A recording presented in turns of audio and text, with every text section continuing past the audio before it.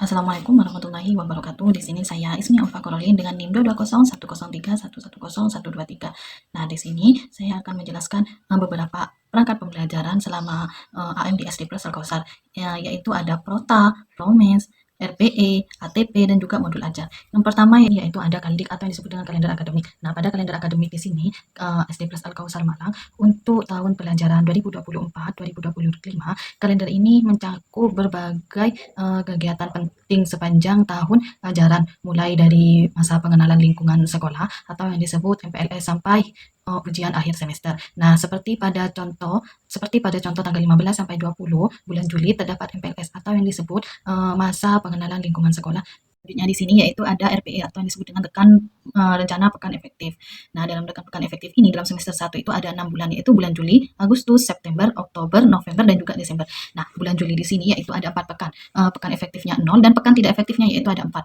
Bulan Agustus ada 5 pekan, 5 pekan efektif dan pekan tidak efektifnya 0. September ada 4 pekan, 4 pekan efektif dan 0 pekan tidak efektif. Nah, Oktober ada 5 pekan, 5 pekan efektif dan 0 pekan efektif. November ada 4 pekan, 4 pekan efektif, 0 pekan tidak efektif. Nah, dan Desember ada 4 pekan, 1 pekan efektif dan ada 3 pekan tidak efektif. Jadi jumlah pekannya dalam semester 1 itu yaitu ada 26 pekan dan pekan efektifnya ada 18, sedangkan pekan tidak efektifnya itu ada 7 pekan. Nah, analisisnya seperti tabel yang ada di bawah ini. Nah, jumlah hari efektif jika dijumlahkan yaitu ada 106 hari, jumlah hari tidak efektifnya yaitu ada 52 hari. Jumlah jam efektif pada hari Senin yaitu 5 jam pelajaran dikali 17 yaitu ada 85 jam pelajaran. Pada hari Selasa yaitu ada 3 jam pelajaran dikali 18 yaitu 54 jam pelajaran. Pada hari Rabu yaitu ada 4 jam pelajaran dikali 18 sama dengan 72 jam pelajaran. Hari Kamis 2 jam pelajaran kali 18 yaitu 36 jam pelajaran. Pada hari Jumat 3 jam pelajaran dikali 18 sama dengan 54 jam pelajaran. Pada hari Sabtu 3 jam pelajaran kali 17 yaitu ada 51 jam pelajaran. Nah, sedangkan analisis hari tidak efektifnya yaitu seperti tabel di bawah ini.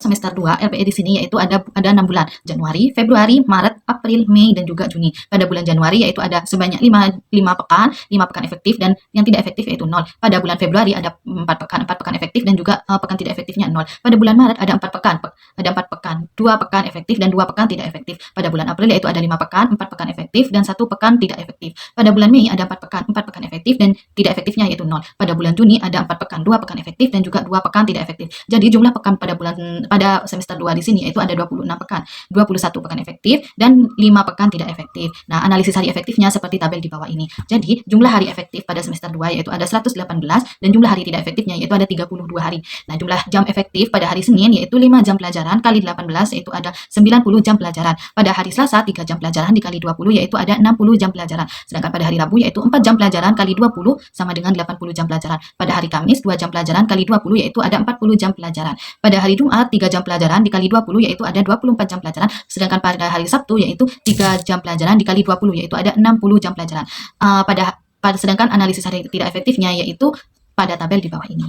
Nota di sini dibuat untuk menunjang kelancaran pembelajaran di dalam kelas. Dibutuhkan pengelolaan pembelajaran yang menarik dan juga menyenangkan bagi siswa. Nah, tujuan dari adanya Prota di sini yaitu untuk meningkatkan mutu pembelajaran tematik yang ada di kelas 5B. Nah, adapun manfaatnya yaitu untuk sebagai petunjuk arah kegiatan dalam pembelajaran tematik, sebagai pedoman kerja guru dalam melaksanakan pembelajaran tematik, dan yang ketiga untuk memotivasi agar guru lebih kreatif dan menarik dalam melaksanakan pembelajaran. Dan yang terakhir yaitu untuk membantu lancarnya program sekolah. Adapun program pembelajarannya yaitu yang pertama ada judul dan subtema. Nah, dalam judul dan subtema di sini menyangkut beberapa mata pelajaran di tematik di kelas 5, yaitu ada Pancasila, Bahasa Indonesia, IPAS, dan juga SBDP. Nah, penjelasannya ada di tabel di bawah ini. Juga adapun matriks tematik yaitu ada di bawah tabel di sini. Yaitu ada program semester. Pada program semester genap tahun pembelajaran 2024-2024 ini untuk siswa kelas 5 di SD Plus Al-Kausar Malang, di sini saya akan membahas beberapa rincian mata pelajaran, tema, subtema, alokasi waktu, dan jadwal pembelajaran. Program semester ini terbagi dalam beberapa tema besar, masing-masing dengan subtema yang dispesifik.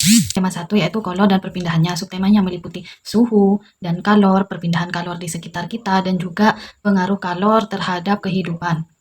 Pada tema kedua, yaitu berisi tentang peristiwa kebangsaan masa penjajahan, mencangkup peristiwa-peristiwa penting selama masa penjajahan dan perjuangan kemerdekaan. Selanjutnya yaitu pada tema 3 terdapat tema manusia dan lingkungan, membahas lingkungan sahabat kita, perubahan lingkungan dan usaha pelestarian lingkungan, dan yang keempat yaitu ada benda tunggal dan benda campuran, mempelajari tentang berbagai jenis benda di sekitar kita dan klasifikasinya. Pada tema kelima yaitu ada manusia dan benda di lingkungan, mengkaitkan manusia dengan lingkungan dan benda-benda di sekitarnya. Untuk setiap tema dan subtema terdapat alokasi waktu pembelajaran yang telah ditentukan yang tertera dalam tabel di bawah ini. Alokasi waktu tersebut terbagi antara bulan Januari, Februari, Maret, April, dan juga bulan Mei. Nah, di sini kita juga bisa melihat bahwasanya contoh tema 1 yaitu kalor dan perpindahannya akan dipelajari selama bulan Februari dan juga sebagian bulan Maret dengan total alokasi waktu seperti yang ada pada tabel di atas. Juga mencantumkan jadwal PH1 dan juga PH2 sehingga memudahkan dalam perencanaan pembelajaran peserta didik. Selanjutnya di sini yaitu ada ATP atau alur tujuan pembelajaran untuk kelas 5 semester 2 mata pelajaran tematik di SD Plus Al-Kausar pada tahun 2024-2025. Mencakup berbagai tema, subtema, dan juga tujuan pembelajaran untuk setiap mata pelajaran seperti bahasa Indonesia, IPA, IPS, Pancasila, dan juga SBDP. ATP ini dirancang untuk memberikan panduan jelas tentang kompetensi yang diharapkan dicapai oleh peserta didik dalam setiap tema dan juga subtema. Contoh tema pertama adalah suhu dan kalor. Dalam tema ini, siswa akan mempelajari konsep suhu dan kalor melalui berbagai mata pelajaran. Seperti bahasa Indonesia, siswa akan dilatih untuk menemukan kata kunci dari teks eksplanasi tentang sumber energi panas, meringkas teks, dan membuat kesimpulan dari bacaan terkait. IPA. Di IPA, siswa akan melakukan percobaan tentang perubahan yang ditimbulkan sumber energi panas, memberikan contoh penerapan konsep perpindahan kalor, dan melaporkan hasil percobaan mereka. SBDP. Dalam mata pelajaran seni budaya dan prakarya di sini, peserta didik akan mempelajari tentang tangga nada dalam musik, menyanyikan lagu, dan menghubungkannya dengan tema kalor. Nah, selanjutnya yaitu ada modul ajar. Di bawah ini yaitu ada identitas dari sekolah yang pertama yaitu ada capaian pembelajaran atau yang disebut dengan CP. CP di sini ada 2 CP. Yang pertama yaitu peserta didik dapat menganalisis dan memaknai informasi berupa gagasan, pikiran, perasaan, pandangan, aturan, atau pesan yang tepat dari berbagai jenis teks, mau teks fiksi ataupun non-fiksi. Yang kedua yaitu peserta didik dapat mendeskripsikan terjadinya siklus air dan kaitannya dengan upaya menjaga kelestarian air. Poin B yaitu ada indikator ketercapaian dan tujuan pembelajaran, yaitu yang pertama peserta didik mampu menguraikan peristiwa yang terjadi pada siklus air, dan yang kedua yaitu peserta didik mampu menjelaskan pengertian siklus air.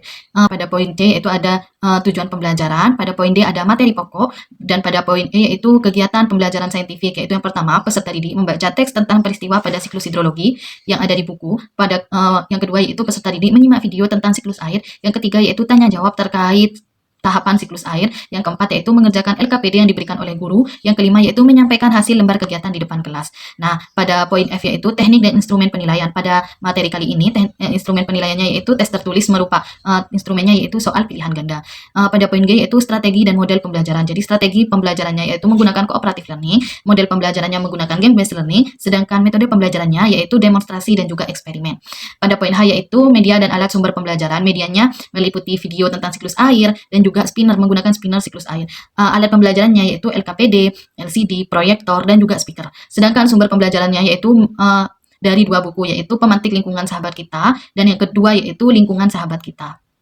Pada poin I yaitu skenario pembelajaran. Yang pertama ada pra pembelajaran yang ada di bawah ini. Selanjutnya ada pendahuluan. Kemudian ada kegiatan inti. Nah, pada kegiatan inti di sini yang pertama yaitu ada tahap awal sebelum bermain menggunakan spinner. Jadi peserta didik diberikan pertanyaan pemantik tentang siklus air, lalu membaca teks tentang siklus air pada buku bacaan. Yang ketiga yaitu menyimak video tentang siklus air. Yang keempat yaitu melakukan tanya jawab terkait tahapan-tahapan siklus air. Yang kelima yaitu guru memberikan penjelasan tentang siklus air. Dan yang keenam guru mulai memperkenalkan media spinner menggunakan model game based learning. Masuk sintak pada model game based learning di sini yaitu ada beberapa urutan seperti di bawah ini. Yang selanjutnya yaitu kegiatan penutup. Kegiatan penutup yang pertama yaitu peserta didik bersama guru merefleksi pembelajaran yang dilakukan pada hari ini. Yang kedua yaitu guru memberikan komentar khusus yang positif dan konstruktif. Yang ketiga yaitu peserta didik dimintai menuliskan huruf A bila senang dan juga huruf B bila tidak senang. Yang keempat yaitu salah satu pemimpin siswa membaca surat Al-Asr dan doa. Yang kelima yaitu ketua kelas memimpin salam. Satu di sini terdapat rangkuman materi dari teks fiksi ataupun teks non fiksi, dan yang kedua yaitu ada pengertian dari siklus air dan juga tahapan-tahapannya.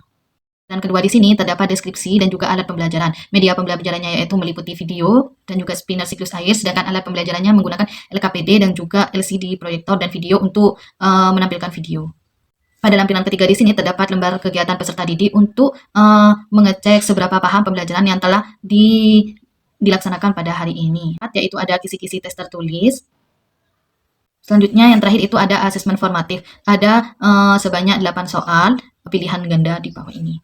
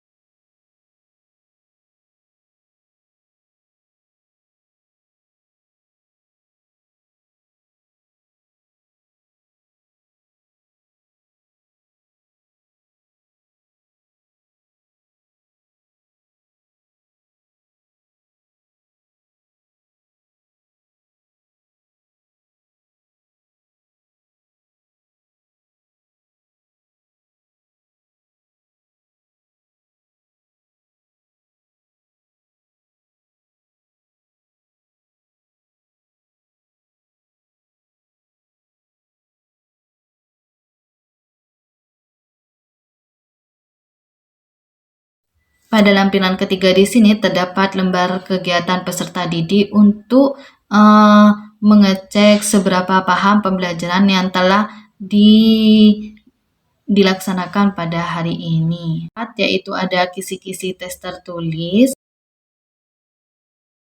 Selanjutnya yang terakhir itu ada asesmen formatif. Ada sebanyak 8 soal pilihan ganda di bawah ini.